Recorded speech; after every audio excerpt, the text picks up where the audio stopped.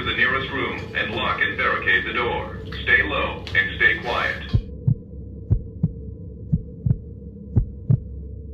I went to a somewhat typical high school.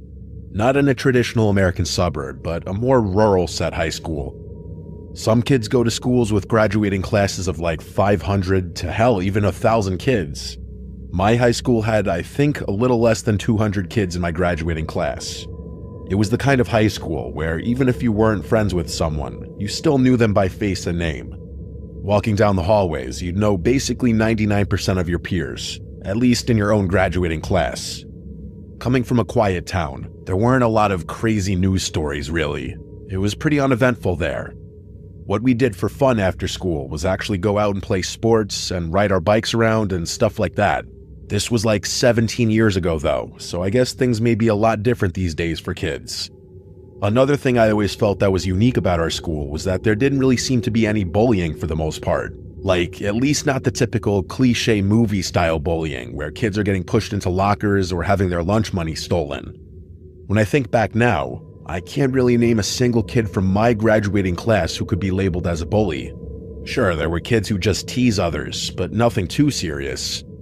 Of course, there were quiet kids in our grade, like every school has, but there was one kid in my grade who literally never spoke at all. I'm gonna just name him Luke for this story. He wasn't even a weird-looking kid or anything.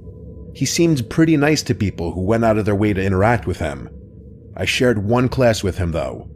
It was an elective that had kids from all 4 grades in it. Luke and I were juniors when this happened. This elective was a computer class, and back when this happened, the computer rooms in our high school were still rocking those big, bulky box computers. I remember the layout of this classroom. There was the aisle in the middle separating 2 columns of tables, and the 2 columns had 4 rows each. Each row had 4 seats, and each student had their own computer. This class wasn't full, so there were probably like 26 filled seats out of 32. Luke always sat in the second row in the furthest seat to the left with no one next to him, as everyone else sat with people they knew from their respective grades. Unfortunately, not long into the semester, the seniors in the class started collectively picking on Luke. By this, I mean some of the seniors would make jokes about how quiet Luke was, that it was scary when the teacher would ask certain things. For whatever reason, our teacher never stood up for Luke and told them to cut it out. The teacher was a bit of a pushover from what I remember. Maybe that was why. As the semester went on, it got a little worse. I remember at one point seeing a small piece of paper fly from the back row from the seniors right to the back of Luke's head. I remember he turned around and had this very telling look. The seniors continued to make fun, one of them saying, "Wasn't me," and blaming one of the other seniors. The look on Luke's face just looked like a mix of sadness, anger, and just defeatedness. I genuinely felt bad, but I didn't get involved. Eventually, one day I saw Luke sitting on a curb not far from the high school after school ended one day. I passed by him as I was walking to my car.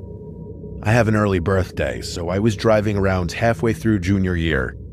Given we were in a quiet area, no one was exactly walking distance from school. So I did the right thing and said what's up, and asked if he needed a ride home. His face literally lit up a bit as he said yes. We walked to my car, and from there on, he guided me to his house. It was about a 10-minute drive to his house. We talked a lot during that car ride. I told him he should just ignore the seniors in our computer class. I said they're a bunch of deadbeats anyway.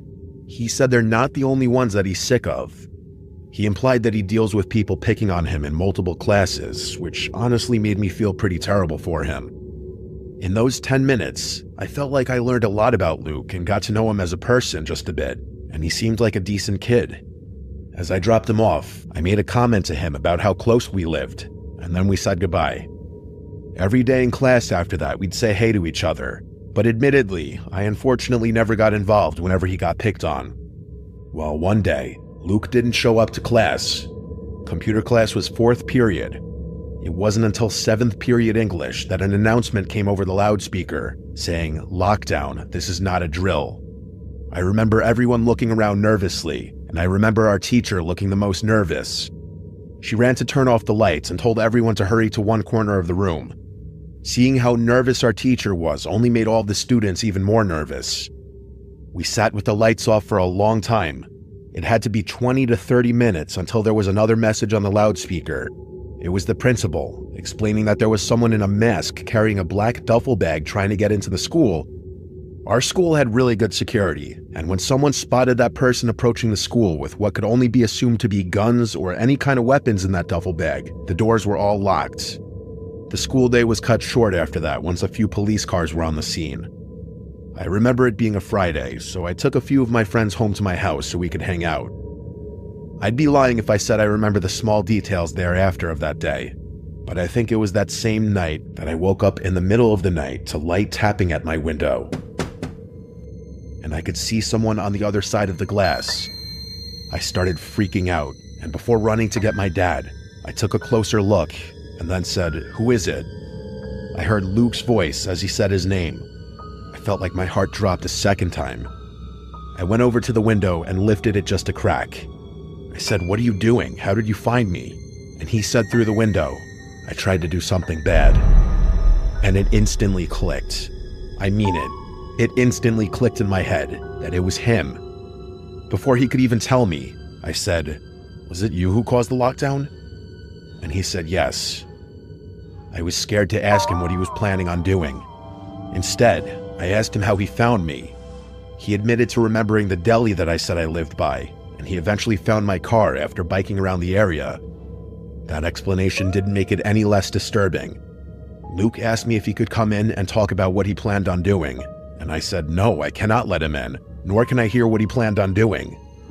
I actually recommended he go to the school and confess to whatever he was going to do, and when he refused to walk away from my window, I said "Dad" really loudly, which worked in scaring him off. I went to my parents' room and woke them up to tell them.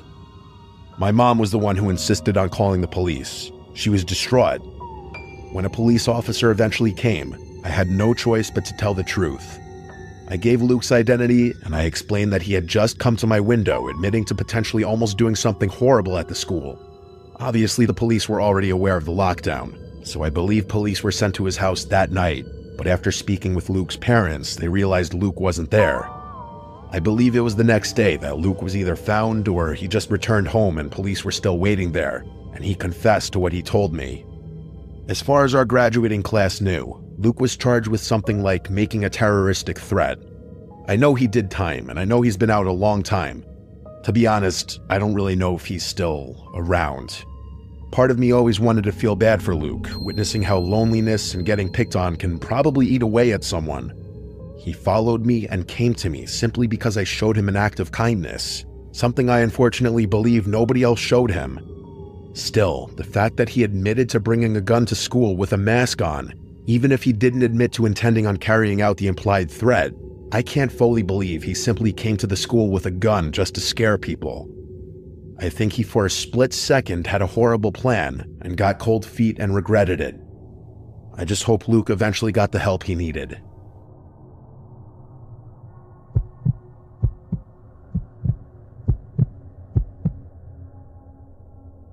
This happened in 2016, back when I was in 5th grade. If you remember that year, you probably remember all the killer clown sightings that were happening around the country. At the time, it was all over the news and social media. Most adults thought it was just some dumb trend or prank, but for young kids, it was actually pretty scary. It was a normal day at school. I went to an elementary school in a quiet suburban area where I still live. Nothing weird ever really happens here. It was around 1 p.m. I'm guessing, because it was closer to the end of the school day.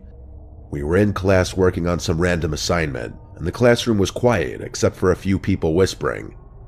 Then, one of the students in my class suddenly said out loud, "There's a clown outside." I still remember her high-pitched voice as she said it. Some of us stood up and looked toward the window, and yeah, there really was a clown outside. He was standing just a few feet away from the window, facing our classroom directly. He was wearing a baggy, dirty red and yellow clown suit and had white face paint with black around the eyes. He was smiling and staring in at us with this big fake grin. After a few seconds, he started waving slowly.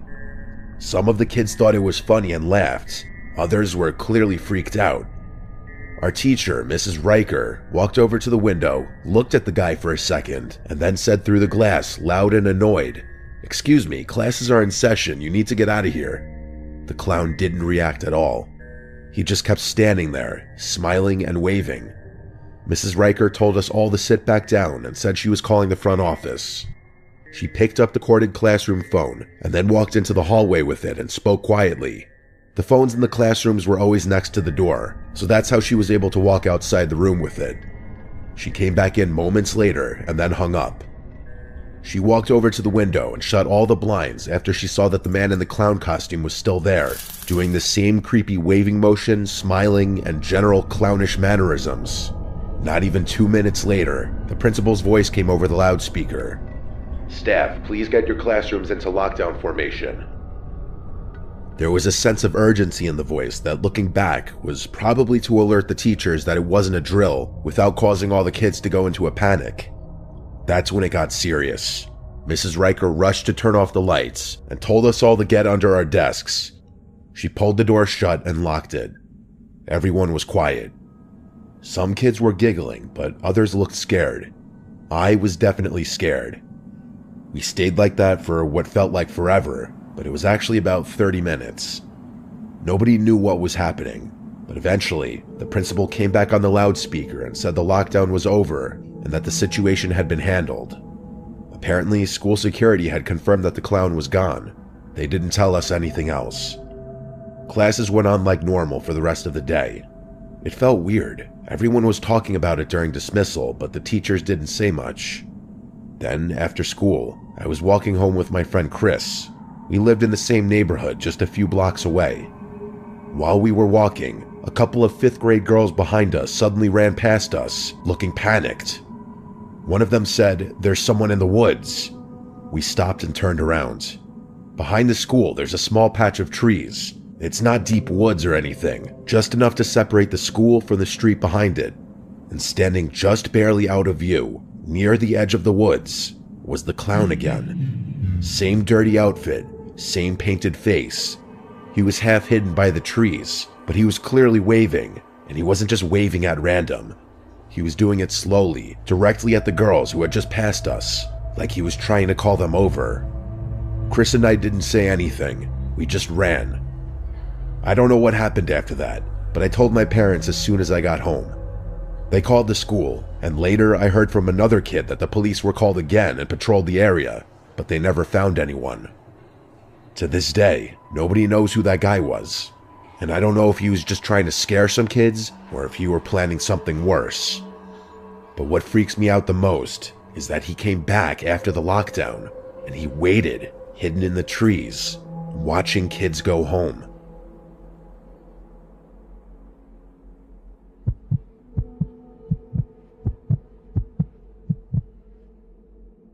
So this happened not long ago. I live on the outskirts of Philadelphia, where it's me, my son, and my stepdaughter. I say stepdaughter as I've taken my best friend's daughter in legally. Around 2016, my best friend Joanne was murdered by her husband. He ended up making national headlines and was convicted of 5 more murder cases. He's facing 3 consecutive life sentences with no parole. Now I'm a middle school teacher at my son's school. He's the year below what I teach. My stepdaughter is the grade above what I teach, so their classrooms are not far off from mine. This incident took place on March 30th, 2020, when the lockdowns were slowly taking place. Where I taught, the school was rather distant from anywhere. The next school was about 10 miles, the gas station was about 2 miles, and the nearest park was about 600 meters from where we were. So we were one of the last schools to go into lockdown. Around midday of March, it was a normal heated Monday. I was teaching math at that time for the 6th graders. All of a sudden, I get a notification on my phone that someone was here to pick up my stepdaughter. The system that works is the main emergency number gets a notification if someone is picking up your child. The thing is, my stepdaughter was 3 classes down from me. She had no appointments, no close family that lived in a good radius from us. I replied that I'm here at school and no one in a 10-mile radius is picking her up. This was sending alarm bells off left and right. They said that the person picking her up was her biological dad. The school doesn't have that type of information on file. A few minutes go by on the phone and it's dead silent. The lady tells me she's going to call the principal and see what he wants to do from there. A gut feeling didn't sit right with me. I called my stepdaughter's classroom and asked for her to be sent to my room. Just as I hung up, I was back to teaching when my stepdaughter came into the classroom. Not even 10 minutes later, the lockdown siren went off. I had kids push desks to the door and barricade the windows, and everyone sat in the corner. I had a pretty good feeling on who this lockdown was about. We were in a lockdown for about 46 minutes at this point. My main concern was how did he end up getting out?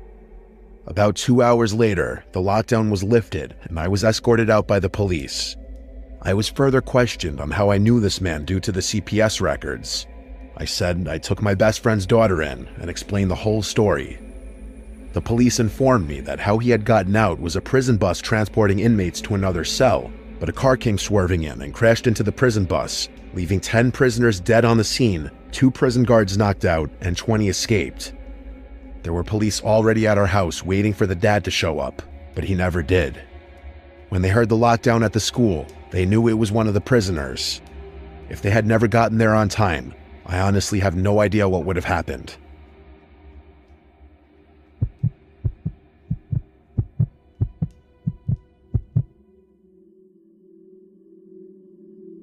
This happened during my freshman year of high school. I'm 21 now, and I still think about it all the time. I went to a public school in a pretty average suburban town. We did lockdown drills maybe once every couple months, so when this one started, that's exactly what I thought it was, just a drill. It was a Wednesday, 4th period. I remember because it was earth science, and we had just finished a pop quiz. I was putting my stuff into my backpack when the loudspeaker came on and said, "This is a lockdown. Lock all doors, lights off, stay quiet." At first, nobody panicked. Our teacher, Mrs. Chen, sighed, got up, and locked the door like usual. She turned off the lights and told us all to get into the corner of the room, away from the door. Everyone was laughing a little and whispering like it was no big deal. But then we heard a second announcement. Same voice, but it sounded different. More rushed. "This is not a drill. I repeat, this is not a drill."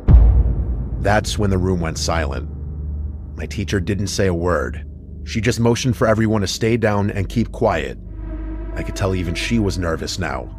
She kept checking her phone, and we could hear faint, distant police sirens outside. A few minutes passed, then we heard something from the hallway. Footsteps. Slow ones, and not in a hurry like a cop or a teacher. Just one person walking. They stopped right in front of our classroom. We were all staring at the door. Nobody breathed. Then came a knock. Not loud, just a soft, slow knock, 3 times. Nobody moved. Then the doorknob turned. They tried to open it, but it was locked, obviously, but they kept trying. Not aggressively, just turning the handle back and forth like they were checking. And then, a male's voice on the other side said, "This is just a drill. You can open the door now." We all collectively looked at Mrs. Chen, and then she looked back at all of us, put her finger up to her lips, and shook her head no. The person on the other side of the door kept knocking and trying the doorknob, and eventually the knocks got more aggressive as the voice of the man on the other side kept saying hello. Our classroom was on the 1st floor in the science wing. I can't tell you how much I was shaking in my shoes. I know even if all the other kids didn't want to admit it, they were as well. Eventually, the knock stopped, and the man must have walked away. We heard nothing after that for a solid 5 minutes. Total silence, apart from the police sirens outside getting louder. It felt like forever. Then, someone down the hall screamed. It was a girl. Just one scream and then nothing. A couple of people in my class started crying quietly. Honestly, it was the girls. Someone whispered that they saw a shadow move past the little glass window on the classroom door on several occasions. Each time anyone spoke, even quietly, Mrs. Chen gave a stern but quiet shh. Another 5 or 10 minutes passed. Then, finally, we heard the sound of police officers shouting from down the hallway, telling everyone to stay in place. They were going room to room, and when they finally knocked on our door and unlocked it with a key, Mrs. Chen didn't even move until they showed their badges. We were all escorted out in a line, past other classes doing the same thing. There were cop cars everywhere outside, even a SWAT van. I didn't see anything too crazy, but I did see one officer leading a guy in cuffs out of the building. He looked about 30. Not a student, pale, long hair, wearing dark clothes. Later that day, we found out that some criminal had slipped into the school through one of the side doors during a delivery. That side door was right by the end of the science wing. Apparently, he was mentally unstable and had something in his backpack, but I don't know if it was a weapon or not. They didn't tell us much. They just said nobody was hurt and everything was under control. But I swear, I'll never forget that knock at the door. The way he turned the handle, the scream down the hall. It didn't feel like everything was under control at all.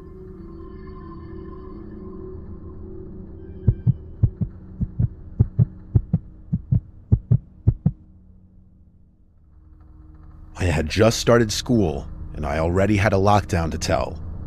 I'm only 15 years old and just started as a sophomore at Northside High School in Jacksonville, North Carolina. That morning, I came to school early, around 6:55 a.m. I was one of the first people in my first period class, which was chorus. Our classroom is at the very end of the fine arts hallway, right next to the auditorium. I was sitting at my seat with my phone out, listening to music and just waiting for the bell to ring and start the day. After a few minutes, I heard my teacher say something, so I paused my music and took out my headphones. When I looked up, I saw my classmates heading into the closet at the back of the choir room. I was confused. We had just practiced a lockdown drill the day before, so I wasn't sure if this was another drill or something else. Still, I listened to what the teacher was saying and followed everyone else into the closet. The teacher shut the door behind us and turned off the lights. We were now sitting in complete darkness, with only a small amount of light coming in from under the door. At this point, I still didn't know what was happening, but then I heard police sirens outside. That's when I started to realize this wasn't a drill. It was real. I started to feel nervous, but I kept calm. I figured if I stayed as composed as I could, maybe I wouldn't panic as much. I sat in that closet quietly, trying to listen for any sounds coming from outside, but I didn't hear anything else. We stayed in that closet with the lights off until the lockdown ended, around 8:45 a.m. That's nearly 2 hours. Once we were let out, I felt calm again because everyone around me had stayed calm too. I went back to my seat in the front of the room and put my music back on, just trying to get back to normal. Later on, I decided to ask my teacher what had happened. I said, "Were there any fights today?" The teacher looked at me seriously and said, "It's much worse." That's when I started to realize something serious had really gone down. I looked out the window and saw cars lined up in the back of the school. At first, I thought it was just regular pickup traffic, but it felt different. In the classroom, some students were trying to get information. Eventually, my friend Jacob told me that someone had been stabbed in the middle of the school, in the rotunda. I didn't know much more than that at the time, but shortly after, my mom texted me asking if I was okay. I told her I was safe and still in my choir class. Some girls in the class had started crying after the lockdown, and that made everything feel even more real. My mom called me next. She told me she had parked her car at the baseball field, along with a bunch of other worried parents trying to find their kids. Eventually, my name was called and I was allowed to leave the school. When I got to the field, I found my mom. She was clearly shaken up, and honestly, so was I. She drove me to the daycare where she worked, and once we got there, both of us went into a quiet room where we cried together.